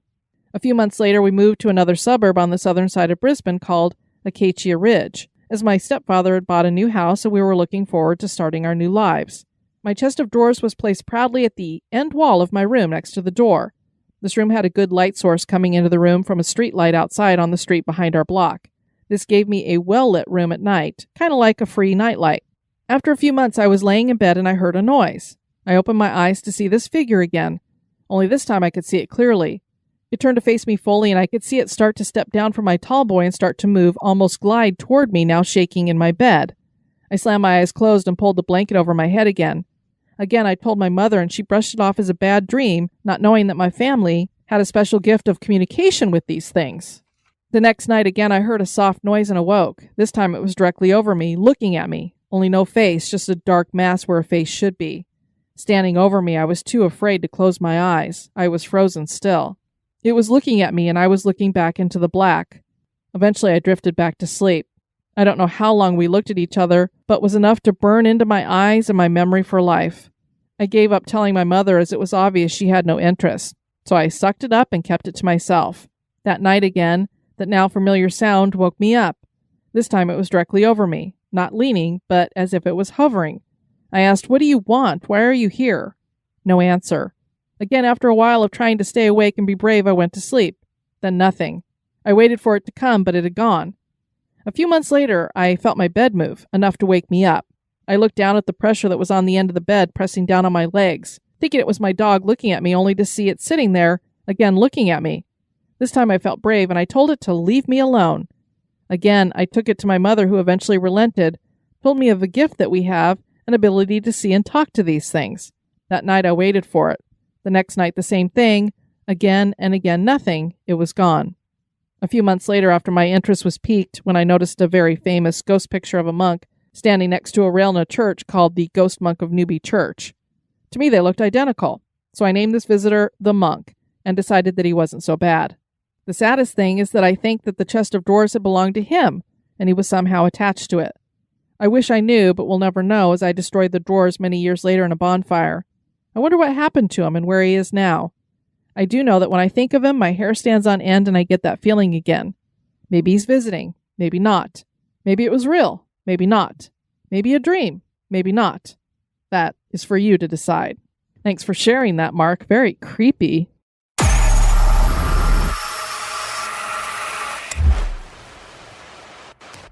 Scott Booker shared this on his website, Sharing Our Dreams, about an experience at Waverly Hills. Around 10:30, we then headed out to Waverly Hills Sanatorium. Steve and I were lucky enough to have a 4-hour tour planned for the night. Both of us are skeptics, but with some belief due to a previous experience at Waverly. But what I experienced that night was enough to make me a true believer. After a short guided tour, we had free reign of the floors, with about 12 people touring each floor. The first floor that we were on was where the cafeteria was originally located in the hospital. Steve and I sat down in the darkness, as there was no electricity in the building, waiting to see if we could see any shadow figures, hear any noises, or even get one of the ghosts to play with a ball that we had in there. After a while, my legs started hurting, so I stood up and moved to the children's section of the cafeteria. I tried to interact with any ghosts or spirits without any luck, and finally started to head back to where Steve was. That was when I felt something grab my hat off my head and then toss it about 5 feet from where I was standing. I quickly looked around and nothing was there. I freaked out. I started calling for Steve to come over to where I was. When he got there, I picked up my hat and just started backing up to where I have no idea. It was then at that point that something grabbed my hat from my head and tossed it again. Steve witnessed this happening as well. I completely freaked out. I was hoping to have something happen while we were there, but I guess I wasn't expecting it to be like that. Steve then tried to keep interacting with whatever had done it, but nothing else happened at that point.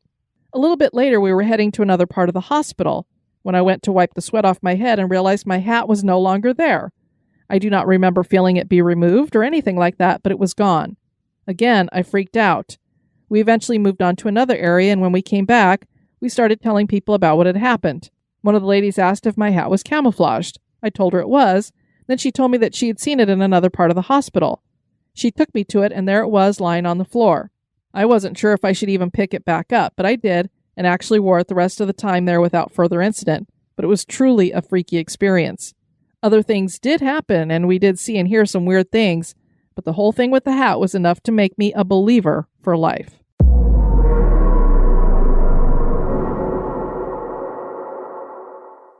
And then we have this from Josh. I've always been fascinated and open to the paranormal world, especially as a young kid growing up in an old lumber town 30 minutes east of St. Paul named Stillwater, Minnesota, right on the St. Croix River. Originally used by the French fur traders and founded in 1848 before Minnesota was recognized as a state, this place is the poster child for historic places with old Victorian homes that could tell a story or two, an old prison where the younger brothers spent some time, and Native American battle sites, just to name a few things. If you've seen the movies Beautiful Girls and Grumpier Old Men, that's my hometown. I'll try to keep this as brief as I can. I'm an adopted Korean male who has seen a ghost and a UFO, not at the same time, but wouldn't that be something, with my adopted mom. In 1985, when I was in 5th grade, we had just moved to Stillwater and lived north of town on a 10-acre hobby farm. One night near dusk, my mom was working in the garden in front of me while I was shooting baskets on the pavement. Our long gravel driveway was in front of my mom, and I noticed someone was coming down the driveway. I asked my mom who it was since I hadn't met anyone yet, and she thought it was a neighbor girl saying hi. As she approached us, I noticed that she was in a period dress wearing a long blue dress, and she had long hair. She was carrying books attached by a strap and wore brown boots. She looked about my age. The thing is, I could see right through her, and she was not leaving any footprints in the gravel, but hovering over it. She kept staring straight ahead and passed right by us as if we weren't even there, at a leisurely pace, and walked past the barn into the backfield and disappeared. My mom and I looked at each other, and I said, "Did you?" And she said, "Did you?" And with that, I took off into the house, locking my mom outside. Whoops! There were remnants of an old settlement in the backfield near the river, and the house across the street was the old Arcola schoolhouse from the 1800s. She must have been walking home. From then on, I would turn every light on in the house and grab my dad's machete whenever I was home alone, especially when my dogs and cats would be staring at whatever was in the corner of the room that I couldn't see. Now for the UFO. Again, only seen with my mom for some reason. During one summer night of my senior year in high school, I was waiting for my girlfriend to get off of work and come over, so it was about 8 p.m.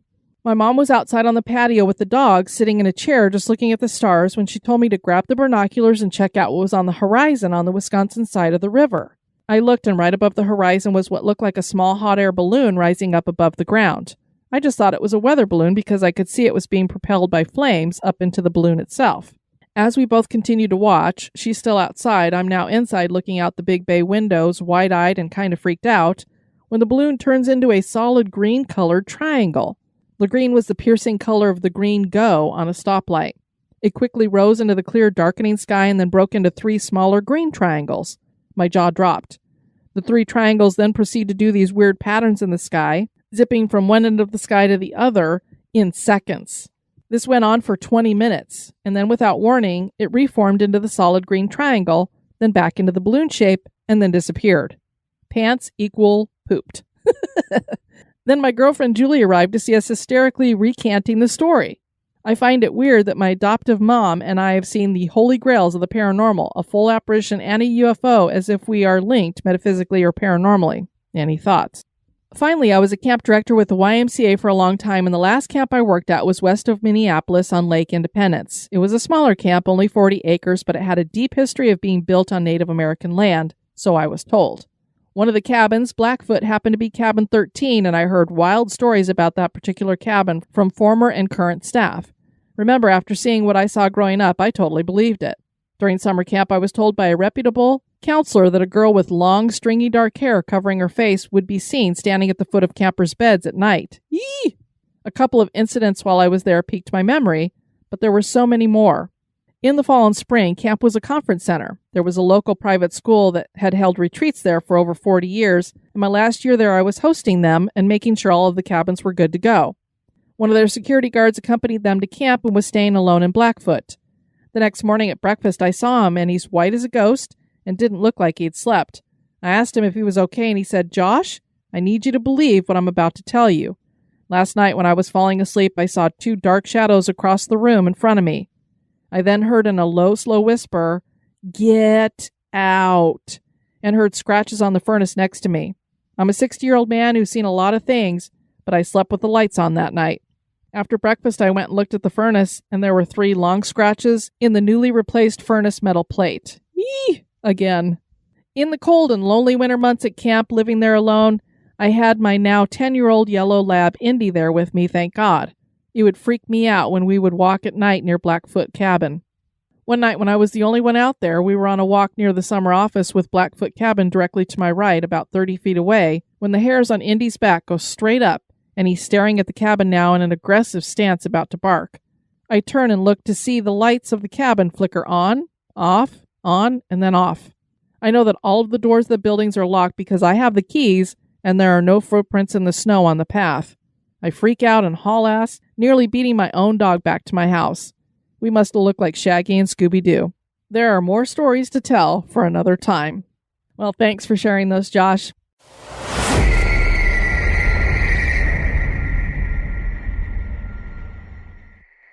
And finally, we have Jannae sharing her personal experience with you guys herself. So my story, if you want to just jump right in. Yeah, that's fine with me. So growing up, both of my parents were teachers, and what that meant as a kid is when like the summer was starting to end, right? Like end of July, beginning of August, we would help mom and dad get their classrooms ready for the next year. So when I was starting fourth grade, my mom was going to teach fourth grade. And this was the first time that she'd ever taught fourth grade. It was a newer school to her. She hadn't been at that school very long. And so she took me with her, and it was, I don't remember like, it was a Wednesday, August, whatever. I know it was the middle of the week. And I know we were the only ones in the building because mom had to like unlock the front doors and there were no other cars in the parking lot, that sort of thing. Sure. But because I was like 9 or 10, she was like, you're going to bring your basketball and you're going to practice your free throws, basically to keep me kind of busy while she worked. Schools, like the janitors and the principals would have those special pronged keys to turn the lights on. You know what I'm talking about? Where like they would stick them in and so that kids couldn't mess with the lights in the hallways. Well, mom didn't have that key. So it was a dimly lit school. And I remember we put our stuff in her classroom. She took me down to the gym, which of course was at the opposite end of the school. And she kind of went, it's a good thing there's skylights in here because I can't turn the lights on. So, I could see well enough to do what I needed to do, but it wasn't like full bright. But she goes, I want you to shoot 100 free throws and then come see me when you're done. And I was like, I don't want to. All by myself? Yeah, like, okay. As soon as she left, I remember standing at center court and just dribbling the basketball. And that kind of electrically charged feeling in the air started to happen. And at this point, I had seen ghosts because we've talked about this on like Zoom meetups and stuff, how, I've seen dead people my whole life, near-death experience as a small child, that whole thing. But it was one of those that like, I still didn't fully understand it because I was only 9 or 10. And I remember feeling like there was somebody standing in front of me. And for anyone who's played basketball, they know that like kind of crouch down position with the hands up, like trying to keep you from going to the basket or whatever. And in my head, I remember seeing this older gentleman with like gray hair, glasses, and he had on like old man gym clothes. So like, the cotton shirt, the cotton shorts, the socks pulled all the way up with the sneakers. And I'm like, that just image kind of popped into my head. And I remember going, huh? Oh, okay. And I'm just trying to like, no, I got to get these free throws done. I got to get out of here. So I started dribbling. I did a couple layups to like get warmed up or whatever. And I was terrible at free throws when I played basketball. Awful. I don't think I made 5. Like, I don't think I shot 5 before it got real weird. I shot one and missed spectacularly. Like, I don't even think it touched the net. Right. And it hit the wall behind the basket and without touching the ground, shot clear across to the other side of the gym. Like never touched the ground. That doesn't normally happen. No. And as a 10-year-old, I don't even think as an adult, I could throw a ball that hard because it flew clear across the gym, hit the opposite wall and dropped like a lead balloon. Like it hit the floor and it did not move. Wow. It didn't roll. It didn't bounce. Nothing. Weird. Right. So I remember going, crap. Because that's like suddenly I got that feeling of dread. Uh-huh. And I kind of looked behind me and the opposite wall of the gym was where the lunch line was. And at that school, the lunch line was like, I guess my mom at one point told me it was an old boiler room because they had this big wooden window that had like a shutter in it that was in a track that moved up and down. Right. And so the window itself was probably 3 foot by 4 foot. Like it was a pretty good sized window. And they had it shut during the school, during the summer because there's nobody around. Well, as soon as I reached the ball, because I remember going, I'm going to grab it fast, sprinted to the other side, reached down to pick up the ball, and all of a sudden that window lifted up in its track and started banging back and forth, my gosh, slamming, and then just went boom and slammed shut right in front of me. I mean, I swear that thing lifted up at least 12, 18 inches. Wow. Like on its own. And I was like, like screaming bloody murder, and went running down the hallway for my mom. And like I said, that her classroom and the teacher's workroom were at the opposite end. So I had a nice long run. And I remember getting into the teacher's workroom and like slowing down and trying to like act all cool. And I walked in and I went, Mom, is there something you forgot to tell me? And I guess the look on my face gave me away, because the first thing out of her mouth was, oh, my school's haunted. You're like, gee, thanks for telling me now. Right? And I kind of went, I'm going to need some more information. Like, go on. Well, turns out there was a janitor, an older gentleman who used to work at that school, that after work, he liked to go to another school in the district to play basketball. Wow. So what's really interesting about this story is you didn't actually see him physically, but you saw him in your mind. Right. That is really weird. Yeah. Well, and it took me, I'm going to be 33 on Friday, and it's taken me up until about age 29, 30 to be comfortable enough with the idea that I'm what's called a clairvoyant medium, where I can see them in my head. Wow. So I see them like a movie playing out almost. But at the time, I had no idea what any of this was. Mm-hmm. I just knew that I saw like a gentleman's image popped into my head, and then within 10 minutes, oh yeah, there's a dead guy that hangs out around the school that likes to play basketball. And you send your daughter to go play basketball. Now, sweet. He didn't die at the school, right? No, he just worked there for many years. So he just had an attachment to it that way.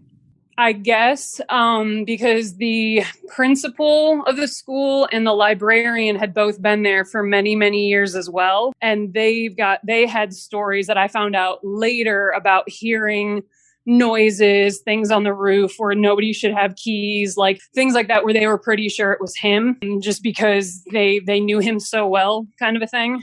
The way this gym was set up, was it like you had two basketball hoops, lengthwise on each end? So when that went across the entire gym, we're talking a really long distance. Yeah, because I'm trying to think. So the hoop that I was shooting at was obviously in front of me, and the hoop with the window was like, the opposite end of the court. And it was funny because, I had the run of the gym, and I remember standing at center court kind of going, which side this one has more light? I'm coming down here. Like, smart kid. Yeah. Like I'll be over here. But, and then when the ball shot to the other side, it was that, crap. Like now I got to go get it. I don't want to go get it. Yeah. And like that immediate, feeling of dread. But I asked my mom, I was like, he wasn't a mean guy. And she's like, no, everybody liked him. And I was like, but I guess just because I was a kid, got kind of freaked out. Like looking back on it, I don't know if he was just like a prankster and trying to mess with me a little bit. Mm-hmm. Cause he doesn't sound like the kind of guy that would want to scare kids because he worked around them. Sure.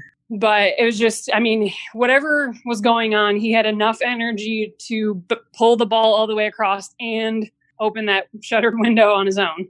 So let me ask you this. At what age did you start having this clairvoyance where you were seeing spirits in your mind? Right around probably 10, 12. Well, this instance is one of the earliest instances I can think of where I saw them in my head. Up until then, I was seeing them pretty regularly, like I can see you now. Mm-hmm. But as I got older, I could always talk to my parents about it. They never told me I was crazy. They never, said I was using my imagination too much or anything like that. But I really didn't talk about it with other people. So I feel like in some ways I tried to shut it off, which is when things kind of changed and I started seeing them in my mind. Interesting. And so how often does this happen to you now? More often than I think I would care to admit. I am certified to be a medium, so I could do professional readings if I wanted to and that sort of thing. So I've learned to control it more, but they're like moths to a flame. So when there's somebody that is sensitive or somebody that they know can communicate with them, they're like, I'm going over here. I'm going to see this person. Gotcha. So it's for a while when we first bought this house, my husband kept asking me like, okay, now who's here? Okay, now who's here? Because we'd hear like, weird noises and stuff. And I finally had to be like, all right, everybody out. Like, we're done. You need to go. We need to sleep. Go away. Well, that's good. You haven't freaked them out with your abilities then. No, that was one of the like, okay, here's a test to see how much you love me. Like, by the way. Well, since this is for the Halloween special, I have to ask you, do you have a favorite Halloween candy? Okay, so my husband and I were talking about this. I actually prefer the like super nondescript, like generic brand eyeball candies that come in like the foil wrappers that are usually like chocolate and rice or like chocolate and peanut butter. I don't know who makes them. I can't remember, but I saw them the other day at the grocery store and I was like, oh, they're back. Like, yes. I'm almost thinking it's Palmer's, but I'm not for sure because I know they make a lot of nondescript kind of chocolate type stuff like coins and things like that. It could, yeah, it very well could be because, everybody buys like the Hershey's or the Kit Kats. Or I'm like, give me the ones that are just the random eyeballs. I love the eyeballs. I love it. She likes random eyeballs. Perfect. I do. Well, Jannae, thank you so much for sharing your story with us. That was really cool. Yes, thank you. Have a good night. All right, you too. Bye. Those were some really creepy experiences that people have had. They were so awesome. Want to thank all of you guys for contributing your personal experiences for this Halloween special. Kelly, we want to go ahead and wish everybody a very happy and safe Halloween. Most definitely. Happy Halloween, you guys. Yes. So stay safe and try to have fun no matter what you do. And hopefully we'll see a bunch of you at our Zoom virtual party this evening. Yes, please join us. Happy Halloween. Boom. It's Halloween. It's Halloween. It's Halloween. It's Halloween. It's Halloween. It's Halloween. It's Halloween. It's Halloween. Witches flying high with bats up in the sky. They're crazy about the funk and the moonlight. A graveyard boogie, a little monster jam. It's time for all the zombies in the shadows. It's Halloween. It's Halloween. It's Halloween. It's Halloween.